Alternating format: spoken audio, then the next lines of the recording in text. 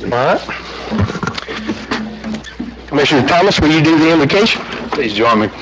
Gracious Heavenly Father, we thank you for this day. We thank you for this time we can just join together and do the business of our county. Ask you to just be present with us tonight. Give us guidance. Give us wisdom and knowledge to make the right decisions for the citizens that we serve.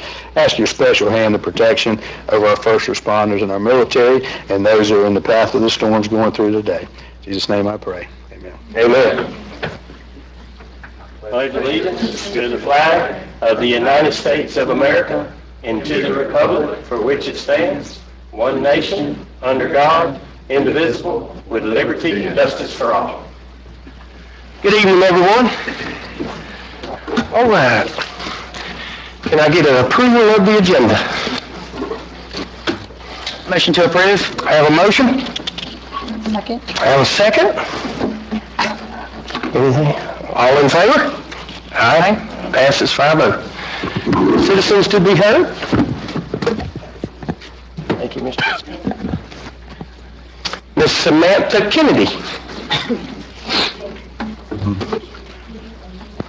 Good afternoon, Commissioners. Thank you for allowing me this time. I just wanted to, in case those of you who may not know, I am the Director of the Extension Office here in Wakulla County, and I just wanted to take a couple of minutes to promote a couple of workshops we have coming up. So on April 29th, from 5:30 to 8 at the Extension Office, we're going to be offering a beginning backyard poultry workshop. And I'm inviting everyone who is interested in having chickens at their house, learning how to take care of them, to please come to our workshop on April 29th. There's a $15 fee, and you will be able to get all of your materials, and everything will be included. Some of the topics that will be covered on that one will be poultry breeds, nutrition, chick care, equipment and structures, biosecurity, predator prevention, diseases and care for poultry, laws and regulations, and basic skills for handling. We are having one of my colleagues from Gadsden County, he is going to be here teaching that, co-teaching that, so we wanted to make sure that we get a good crowd for Robbie. So that's on April 29th. And then on May 3rd, from 10 a.m. to 12 p.m. at the Extension Office, we are offering a Cottage Foods 101 class. This class is going to teach the basics of starting your own food business out of your home. And so some of the things that we'll be talking about will be cottage food regulations, business registration, budget basics, food safety, allergens, labeling, and so much more. So you should come and learn a little bit about starting your own food business. They've changed it so that you can have $250,000 worth of sales and still be considered a food business. So they've really increased that. So if you're ever thought about trying to create or start a food business out of your home and you weren't really sure how to start, we can teach you that. So that's May 3rd at 10 a.m. at the Extension Office, and that is $10 a person. So hope to see you all there. Thank you. Thank you, ma'am. Thank you, ma'am. At this time, I'd like to, as long as everybody here is okay with it, I want to move up the proclamation for Maxie Lawhorn up underneath awards and presentations. Is it So moved. so moved? Second. All right. All right, awards and presentations. All right. Michelle? Miss Metcalf?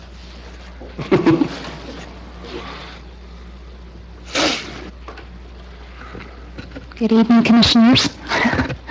Thank you for allowing me this time to talk about grants. My name is Michelle Metcalf, and I am the Director of Intergovernmental Coordination here in Wakulla County, and also oversee grants for the county. Sorry, I feel like can you guys hear me okay? Yes, ma'am. Grants are available funds through local, state, and federal and nonprofit entities and are used to support projects within Wakulla County. The projects can range from improvements to sewer infrastructure to new amenities at our public parks. Thank you, Jess. A large portion of the grant funding is competitive and awarded based on grant application submission. That submission is reviewed by the funding agency and is ranked on specifics of the grant program, and in most cases, the specifics of the program are based on statutes or policies that regulate the grant program. State and federal grant funds are supported by taxpayer dollars and are allocated to support specific projects with specific guidelines and specific outcomes. The grants take the burden off the county's budget and reduces the need to increase property tax. A common misconception regarding grant funding is that the awarded entity receives the funding upfront from the agency. That is not the case for most of all of our grant funding here in Wakulla County. Wakulla County must spend local funds and then request reimbursement from the agency. This process eliminates or greatly reduces abuse, waste, and fraud. Now I'd like to talk to you a little bit about pre-award. What is pre-award? Pre-award is the beginning of the grant cycle. The priority is defined and a funding source is identified.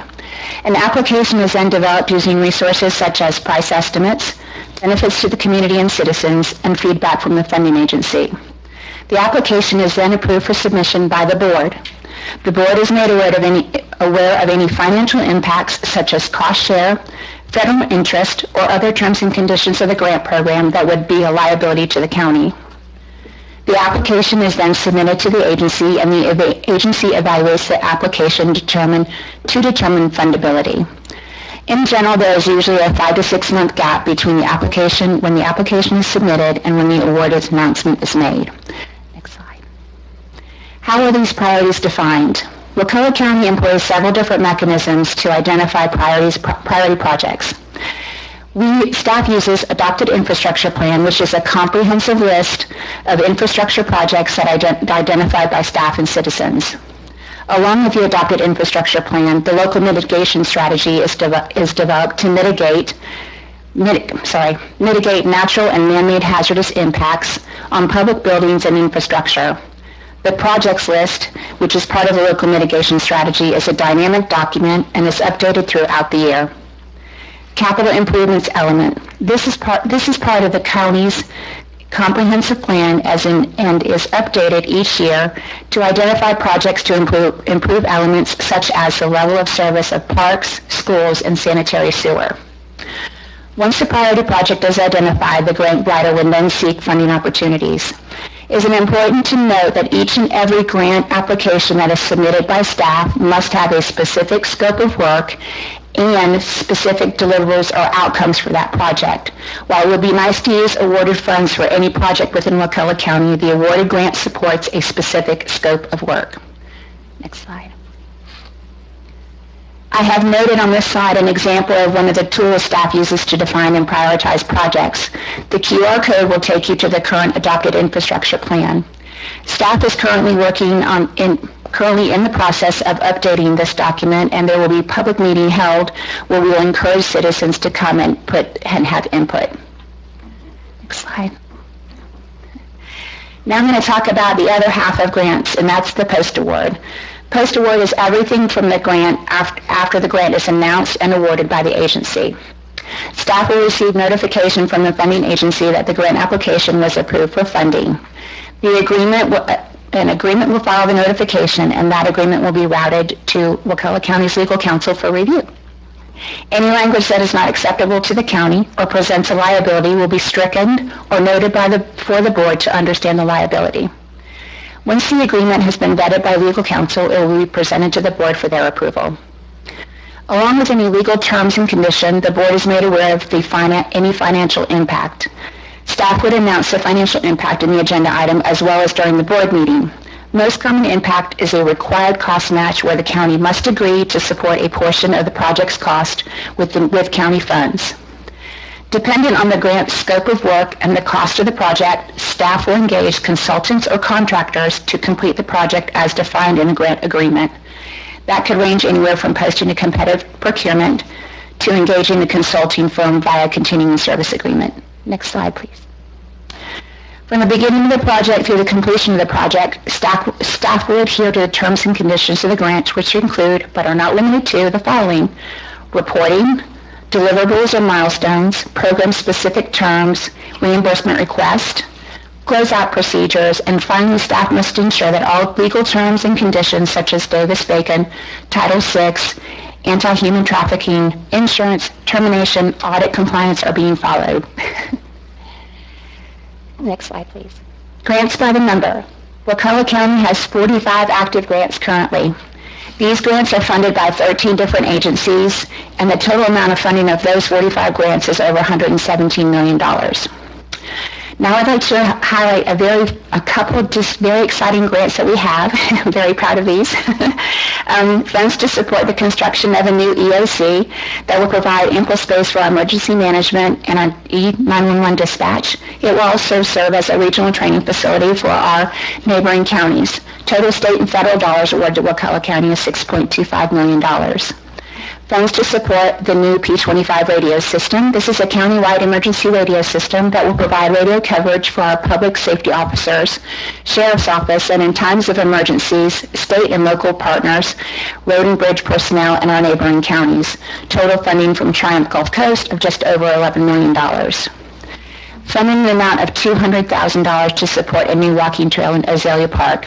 This highly trafficked park is due for a trail makeover, and Florida DEP's Trail Go program awarded Wakulla County the funds to accomplish it. Next slide. Any questions? Mr. Chair, may I say something? Yes, ma'am. I cannot thank you enough for doing this. Perhaps people understand that in the past world that we had with Brandy King, that buckets are buckets and cups are cups, and so that's the way that things have to be used, correct? That's correct. Thank you very much.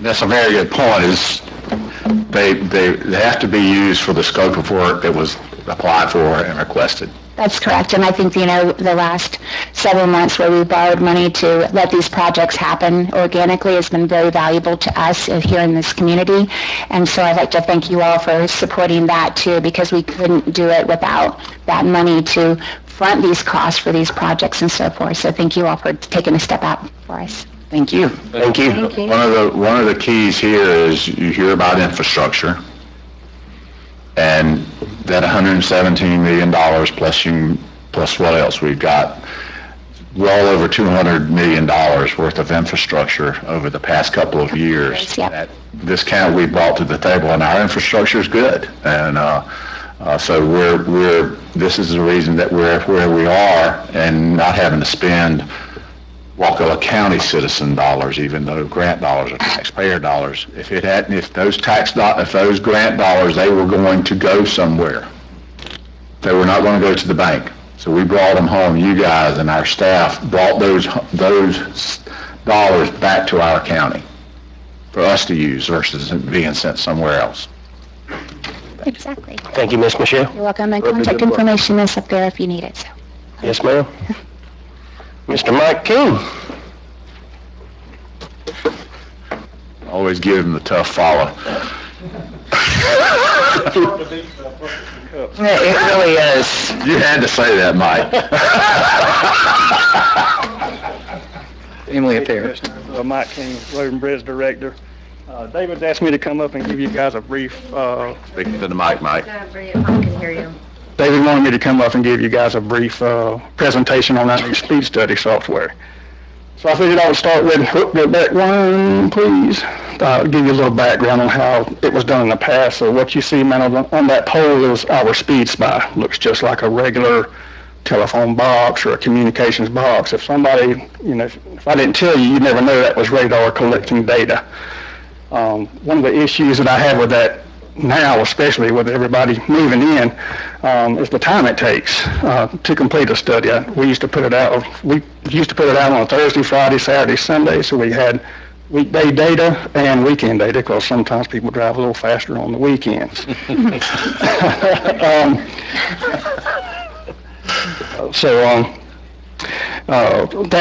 Replacing the batteries, you got to go out and replace the batteries because they're rechargeable. It won't do a whole study without the replacement, so I got people, on location in and out.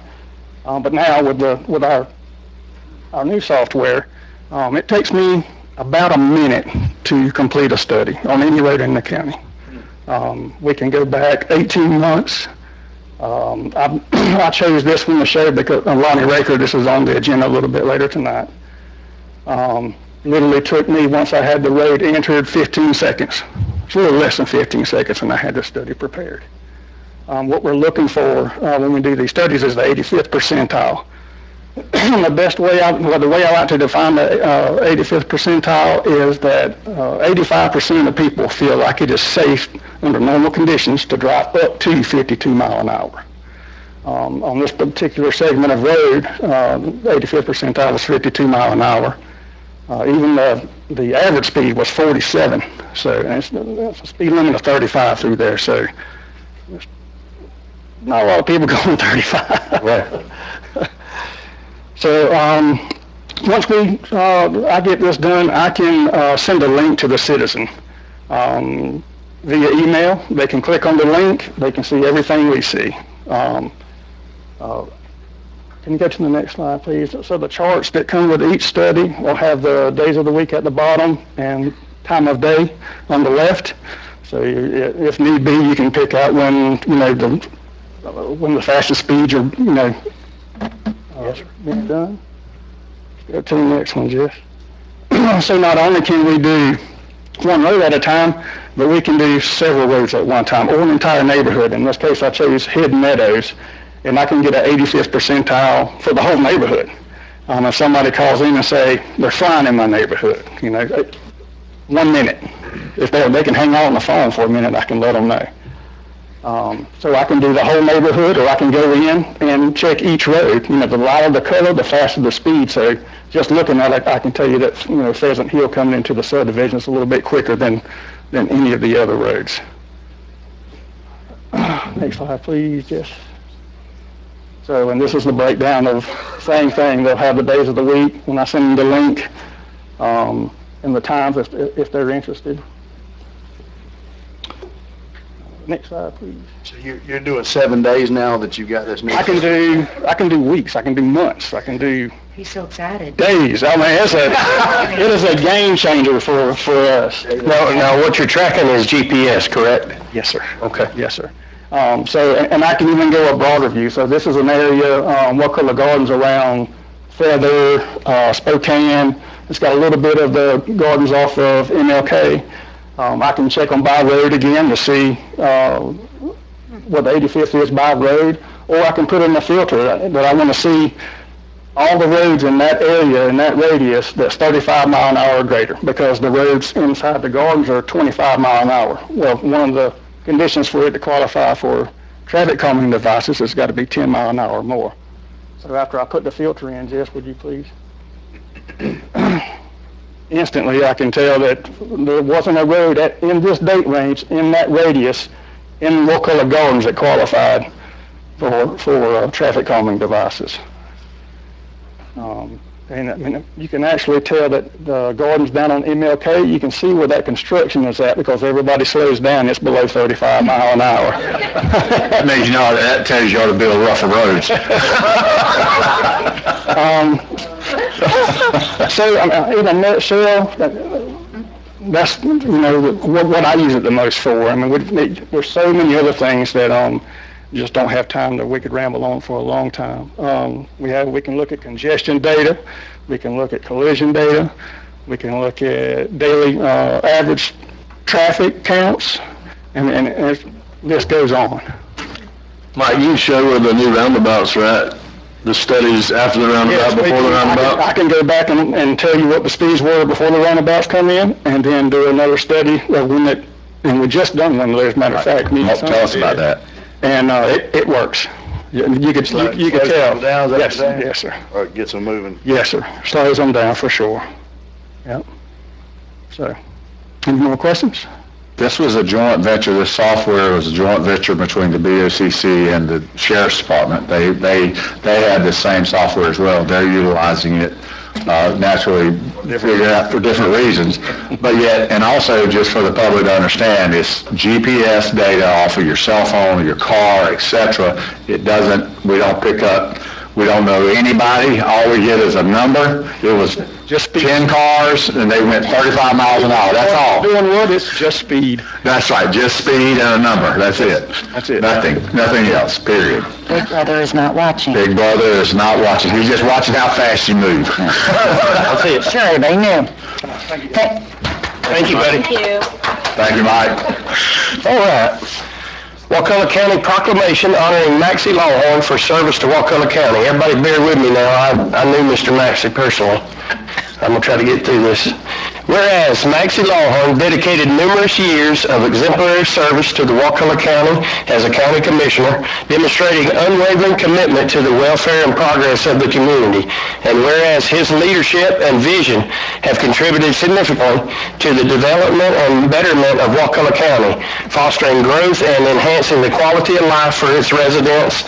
And whereas Maxie Lawhorn served with integrity, diligence, and a deep sense of responsibility, earning the respect and admiration of colleagues and constituents alike.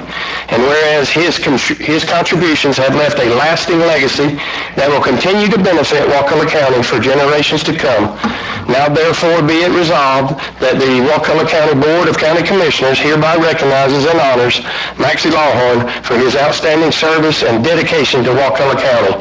Be it further resolved that this proclamation serves as a token of appreciation for his invaluable contributions and his enduring reminder of his impact on our community, passed and duly adopted in regular session this 7th day of April 2025, Board of County Commissioners of Wakulla County, Florida.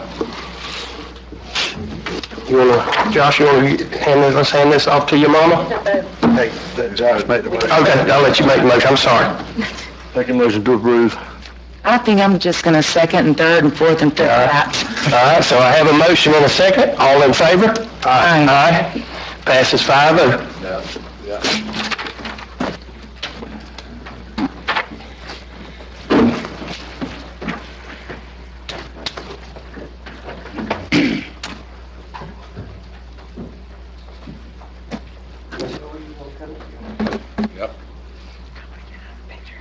Y'all gotta go.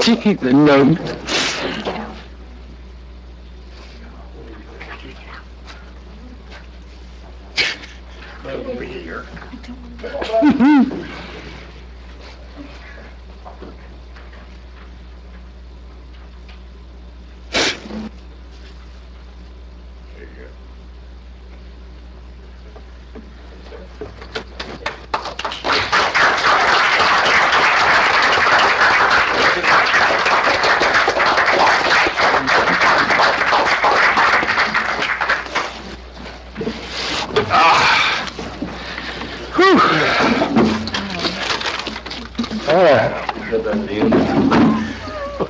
On to consent. Can I get a motion? Motion to approve. I have a motion and a second. All in favor? Aye. Aye. Passes 5-0.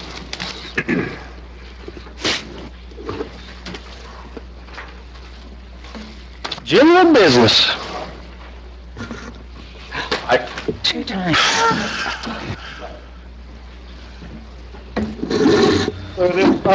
Agenda request board approval to increase the speed limit to 45 mile an hour on Lonnie Raker Road between Steve Moore Road and Boynton Court.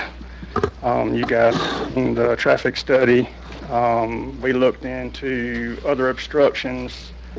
We did have a couple telephone poles that were on the south end of this stretch, and it's about a mile stretch, that we will keep outside of the 45. The 45 will start just north of these until maybe one day I can get them moved. We don't have a lot of right-of-way there, but it'll start just north of it.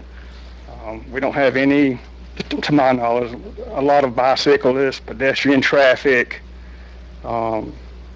things of that nature. So I don't really see any reason not to. Just looking at the speed data, the same thing DOT would do, you know, if they had to, how they set their speed limits also.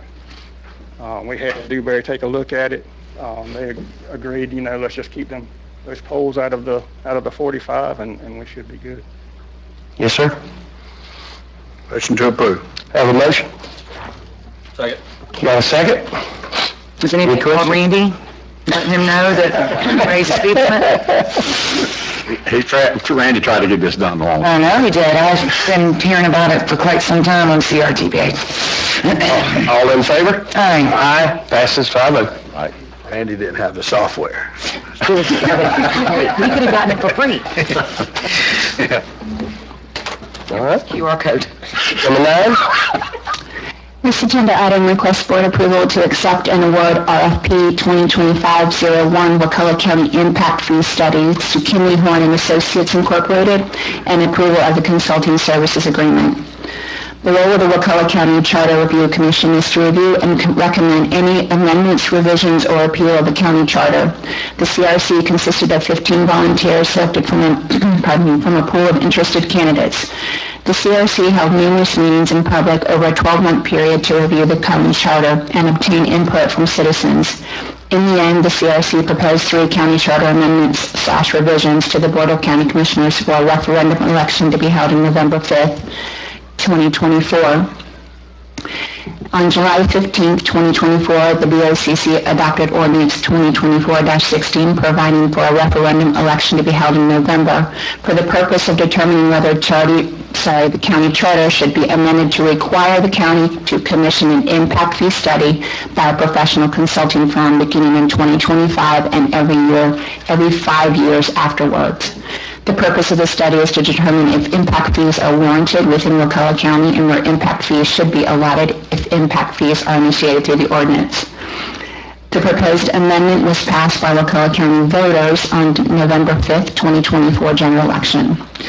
The RFP was released in January 2025 and proposed 2 tasks. Task 1 is the successful proposer will review Wakulla County's capital improvement plan, existing facility inventory, and other data and protection. And other data and Approved. You're welcome. I have a motion. You have a motion? Thank you. Second. I got a second? Any questions? All in favor? Aye. I've got, We got some comments. Well, and I missed the meeting today, so okay. you may have addressed this, sorry about that. Good. So, between task 1 and task 2, I mean, who decides whether the task 2 cost is 166 to 194, and does that come back for either board approval or staff approval, or? So it's my understanding, and Heather, correct me if I'm wrong, that the Kimmy Horn, who's going to be awarded this if you approve it, would determine what areas would need an impact fee associated with it, so whether it's transportation, the library, or parks, then we would actually still have to commission them to do that. So it's up to $166,000 is the maximum for task 2. It could be less than that, but overall it won't be more than $194,000 for this entire impact fee study, if I understand correctly. Gotcha. Mr. Chair, I have a question. Yes, ma'am. So the second phase, task 2, is only warranted if task 1 finds anything and identifies that the impact fees can be used. That is correct. That's the bottom of it. Yes, ma'am. Okay. And real quick, how many quotes did y'all get on this RFP? We had 2 responsive proposals. Okay. Yes, ma'am. All right, I have a motion and a second. A lot of money. Hopefully we don't get into the full price tag. Absolutely. All in favor? Aye. Passes 5-0.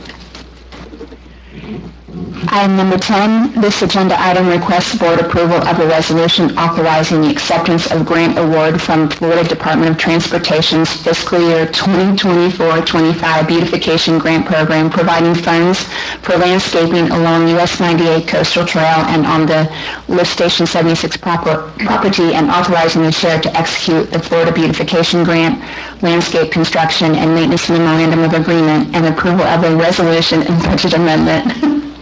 Sorry, it's a lot.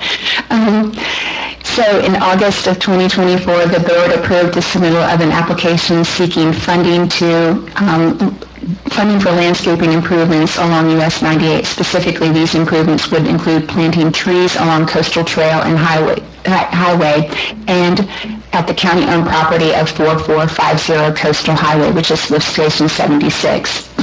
The total project cost was estimated at $133,992. The application requested $111,000 in DOT funding, and the county offered a $22,000 in match funding for design and landscape maintenance. The application was submitted by staff on September 30th of 2024.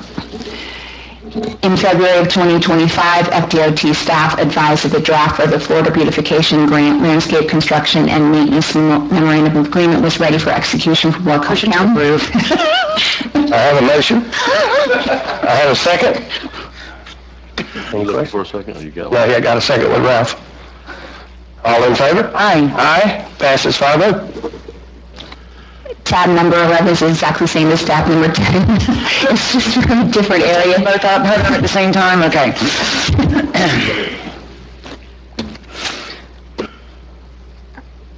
Go ahead. Heather, say yes, we could? No.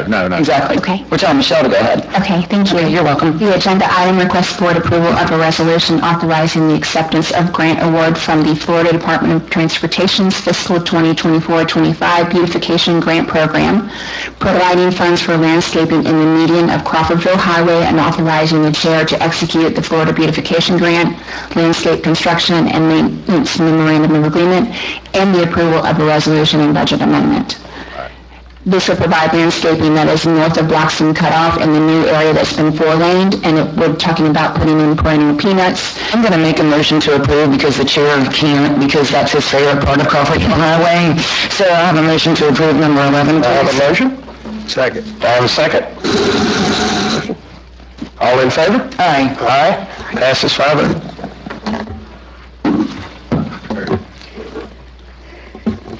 Tab number 12 this evening is a request for the board's approval to conduct a public hearing and consider an ordinance amending Chapter 23 of the Code of Ordinances. This is regarding prohibitions in county parks and other county facilities as it relates to House Bill 1365 from the 2024 legislative session, which preempts the county from allowing sleeping or camping on public facilities, including parks and right-of-ways. Staff is presenting this item tonight and asking the board to conduct a public hearing, open up the floor for public comment, but we would like to amend our request for voting on this item this evening. We discovered today there was a snafu in our website updates and the business impact statement, which is statutorily required to accompany this item, was inadvertently removed from the website. That has been republished and reposted as of today, so staff would ask that you consider this item tonight, hold the public hearing, and continue the item to the April 21st meeting at 5 p.m. in this room.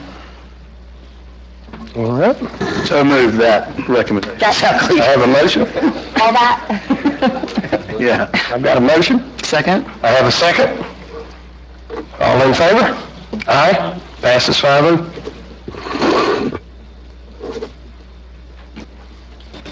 Planning and zoning, we have nothing. Commissioner agenda, we have nothing.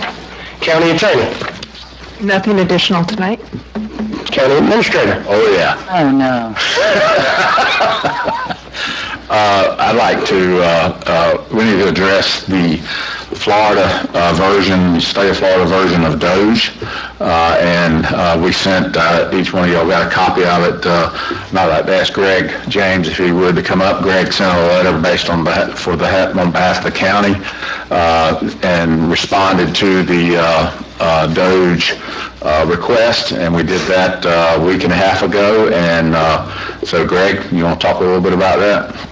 I don't really want to, but we need to. In February, the governor issued Executive Order 25-44, creating a Doge task force in Florida. In fact, creating a task force within each state agency. So in March, we received a letter from that task force, and we responded to that. I'll get to that letter in a moment. I think what we all need to ask ourselves is, okay, well, how is this going to impact us? Are they going to look at Wakulla County? What are they looking for? And what is efficiency? And I don't know the answer to any of those questions. I think the governor gives a tell in his executive order, or several tells in his executive order, and I want to highlight, I'm not going to read it, but I want to highlight a couple things that he says. And many of these things we're already doing, and some of them we may or may not be doing, and we may want their assistance.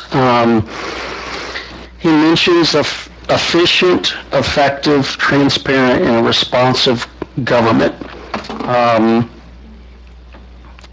In a very fair question, I ask, how do you define those things?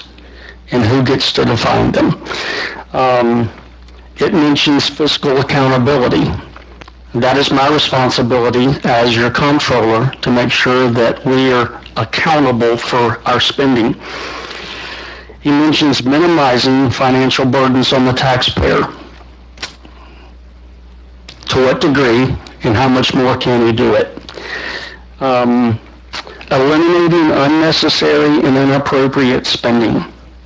Those are two different things. Inappropriate might be defined as waste. It might be defined as abuse. It might be defined as fraud. We have a fraud, waste, and abuse policy. And we welcome tips to our hotline if anyone is aware of any of that, and we will investigate it. What is an unnecessary expense? Because if I ask two different citizens whether or not that's a necessary expense, I'm going to get two different answers.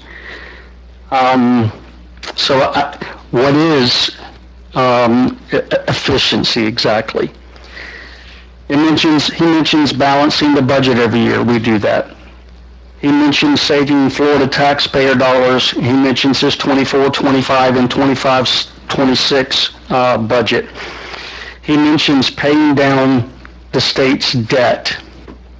Well, we just got through talking about our debt, and I have debt for the last 20 years, and we keep hovering around between $8.5 and $9 million in long-term debt. He mentions debt per capita. We just got through discussing that at a workshop earlier. He mentions lowering the tax burden on our citizens, increasing rainy day reserves. Our reserves are probably more than double they were since 2003, and so our rainy day reserves are very good. He mentions eliminating 740 state government positions and having the lowest ratio of state government workers to population. And so I think right there in those three things, he is giving a tell as to what those may be looking at. Tax burden, debt ratios, and FTEs per citizen. So what are ours? Well, I measure our debt. I don't measure necessarily our FTEs. The tax burden can possibly be defined by whether or not you're going to your rollback rate, or are taxes going up or taxes going down. He mentions prudent fiscal management. He mentions employing innovative technology and identifying and eliminating, again, unnecessary and frivolous spending, and maximizing government efficiency, productivity.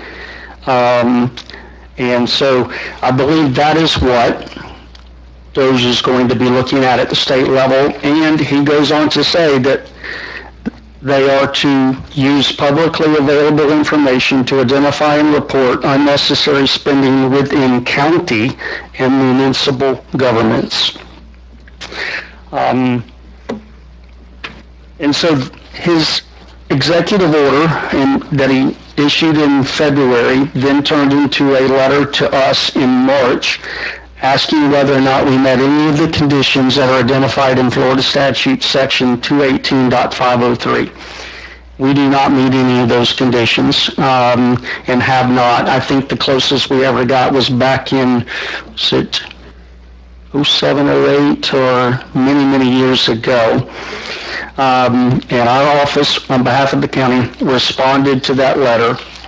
We also alerted them to the fact that our auditor, our independent auditor that audits us every year, actually opines on that section and puts that in the audit report. And I sent them a copy of our last audit report in that section. For our listening audience, they are looking for whether or not we are able to pay our short-term loans and obligations, whether or not we are able to make debt service payments on bonds, loans, and debt, whether or not we are able to timely pay uncontested claims from our creditors, whether or not we are able to transfer taxes, Social Security contributions, and retirement contributions in a timely manner required by law, and whether or not we have unreserved or total fund balance, or do we have any unreserved or total fund balance deficits in the general fund or any major operating fund. We meet all of those criteria and do not have any issues with any of those things. I want to point out one final thing that, and I just want to emphasize this. As your auditor and comptroller, I oftentimes look at spending as a three-legged stool. And so I approach every dollar you spend has to meet three criteria. Is it legal and does it meet a public purpose, is leg one. Does it conform to statute or local policy? That's leg two. And do we have a budgetary line item for it? Has it been budgeted for? Even if I don't like what you're spending it on, if it meets those three criteria, I have no legal basis in which to not pay the bill. And so I don't get to define what is efficiency for you. You have to define what is efficiency for you, and Doge is possibly going to come in and maybe define it for you. That's where we're at right now. And of course, and David and I have talked about this extensively, we obviously are always looking for more efficient ways to do things, ways of streamlining things. Certainly the governor mentions use of technology. I think what he really means is AI, to find ways to create efficiency. And we're always interested in using software or whatever technology is available for things to make more sense. I'll also point out, and I told David this, is sometimes government is a bit inefficient because I'm the clerk's office and comptroller, and he's the representation for the county, and there are things he should be doing that I can't do for him. Even though it might make more sense that sometimes I just do the work and, doesn't have to travel as far, so to speak. Sometimes there are inefficiencies that are built into the system in order to create checks and balances and controls, and those are absolutely necessary. So that's my update on Doge. And I'll take any questions if you have any. Yeah, go ahead, Rob. So I'm looking at the latest information published from Florida Tax Watch, and just so the public know. So property taxes in Wakulla County, we rank number 58 out of 67 counties. As in lowest? Lowest. So the lower the number, the worse you are. Number one is worst, 67 is best, and we're 58. For the actual millage rate, we rank 55. So we're very near the bottom, one of the most affordable there as well. You gave us a brief earlier, and I think you told us $671 debt per capita? Yes. Do you have any idea how that compares to other counties or to state average? So I told David, efficiency is like beauty. It's in the eye of the beholder. And who do we compare ourselves to? We're not currently comparing ourselves to any other county, and maybe we need to start doing that. We compare ourselves to the state, and the state, he mentioned $620-something or $640-something in his executive order, and so we're right in line with the state per capita if his number is accurate. Okay. I think that gives us some sort of a gauge, and obviously, wealthier counties are spending more than fiscally constrained counties, but at least gives us an idea per capita. Well, and also on that thing, it's the 671. That was the 2000. And that includes the short term. But that was also the adjusted limit wasn't it, the adjusted limit, the actual is about 619, 618, 619. And that includes the short term. And what that is, and I'm glad you brought that up, Commissioner, is just for the public that was not a part of our previous workshop, our total overall county debt per capita is $618.62. Of that is short-term debt, which is the loans that we got that are we got for bridge loan, this line of credit, $90 million line of credit. The first tranche was $30 million. We paid that back within 18 months. The next one, we have a line out there right now sitting, the balance is at $15.4 million currently, and that will be paid off with grant dollars. We've invested to try to neutralize the interest, but of that 618, that short-term debt is $396.30 of that. And then the long-term debt, which is a landfill closure, the state revolving fund for some wastewater stuff, as well as the fire EMS station, and then 2 development bonds for the wastewater plant is $198 of that. And then what we will always have is capital leases of motor graders and fire engines. That makes up $24 of that. So the total altogether is $618.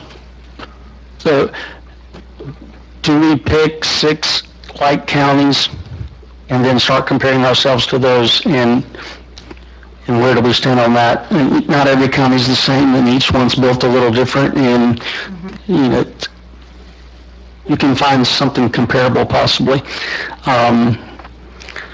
As you expand your programs, FTEs are going to grow. I'll pick on the golf course. You added 20-something employees. Your FTE per capita went up, but you started a golf course. Is that efficient or inefficient?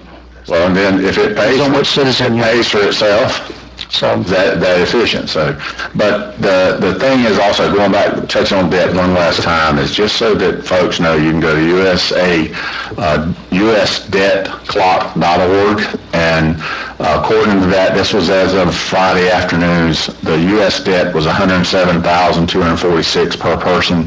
Florida was $6,304 per person. That's as of Friday afternoon. So, just to give you some idea.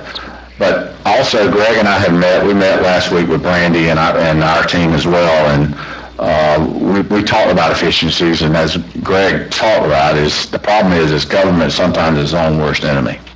And I know y'all have heard me say that. It's got some built-in inefficiencies that are required. It's frustrating from our standpoint. Like he was saying, there's some things that we do and then he duplicates it, and which is inefficient, but yet that's the way it has to be set up, and we have to govern and manage based upon that, and so that's frustrating at times. But also, one of the things that we've done is we hired you guys and gave us the ability via the budget to hire an internal auditor that a lot of counties do not have, that has made a difference in going in and looking at our internal operations and how we're doing them, and can we do them a better way, and are we doing them correct?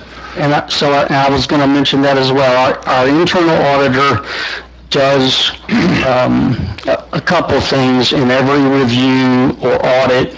There are different levels of review that she will do depending on what we're trying to accomplish. If we're responding, by the way, to a tip of fraud, waste, and abuse, then we'll do a full-blown audit. If a department head calls and says, hey, I can't figure this out, or I want some help looking at this, then we'll do more of a review to assist them in trying to sort something out, which we've done several of those. But she will make sure that three-legged stool is met. And then there will be recommendations that will be included in that report that may not be statutory in nature, but just might be based on her review of how things are flowing or how things are working, that there's more efficient ways of doing it, or better ways of doing it. We cannot enforce those, but we will make those recommendations in our reports, and those reports are on our website. So between the fraud, waste, and abuse policy and the internal auditor, we're trying to make sure that we're not wasting taxpayer dollars, or no one's abusing them, or there's no fraud. But efficiency comes from within, and it comes from each of you, it comes from David, it comes from every constitutional officer, it comes from every one of your department heads on, is this necessary, and is this the best way of doing it? So, I don't know what days we'll look at, but I think he kind of gave us some tells in his executive order, and that's where we need to be We're focused. good with it. We're as staff, we're ready, and we're proud of what we do, and we'll stand up to whatever scrutiny there is. And talking about another efficiency, as you look at our use of grants, we have a ton of grants, but one of the things is those grants, as I've said before, they're going to go somewhere, and we're bringing that money home. We spent $30 million spent $30 million on infrastructure, and it cost our citizens $900,000 this past year. Now, I'll take that all day long. So, and we're going to continue to do that and do better with that as long as the markets will stand. So, I'd rather not spend the 900, but as someone told me, if you get in the line and give someone 900,000 and they give you 30 million in return, I think every one of us would get in the line. Yeah, I'd get in it twice. So, yeah, you got to have the infrastructure, and it's all according to how you want. You either can tax your citizens to death on it, or you can try to figure out how to get it. So, but anyway, thank you, Greg. any other questions? Thank you, Greg. Like Michelle said, we're juggling $175 million in grants right now, and that wouldn't even be possible without the cash flow, because I don't like the debt either. I'd like for us to get it down to zero, but we could just completely wipe that $175 million away if we don't have the ability to cash flow that. Right, and we do a really good job for our citizens, and like I say, DOGE doesn't bother us in the least. No. So, in the least. All right. Citizens to be heard, Ms. Jessica. All right. Commissioners, Ms. Messerschmidt, No, sir. Mr. Rock, Nothing tonight. nothing from me. Ms. Valerie, I have something. yes, ma'am. I was just thinking, before Greg got up and spoke and reading the executive order, and like David said, I kind of would like to make a motion that we as a board invite the Florida DOJ team to provide an audit. I mean, I have utmost faith in our staff, but it kind of gives us a way of showing the citizens we're being completely transparent. Maybe use it as not an audit looking for problems, but maybe avoiding problems. Just a thought. Ms. Valerie, I have no problem with it. Greg didn't mention the auditor that he hired internally. That's above and beyond the statutory requirement for an external audit that we do every single year. So we're already going above and beyond that statutory requirement, but we have nothing to hide, and I'm all for I that. think it's a great motion. We have a motion and a second. All in favor? The only thing, let's make sure Yeah, she I know. knows, since it's not an agenda item, you got to get a 5-0 vote. 5-0 vote, I know that. but I have no problem with it at all. Are we sending a letter, or are we Jessica's going to ask you that question, so I thought I would jump in before she did. See the little blurb on it, yes, You want to send a letter to it? Yeah, I think a letter would, yep. Greg?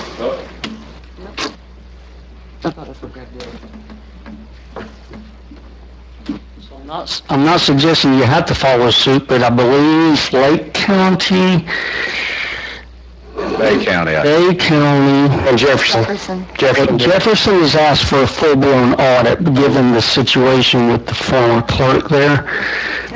So that's not a comparable thing, but I believe Lake County and Bay County have adopted a resolution. So if you're looking for verbiage, then you could probably start there.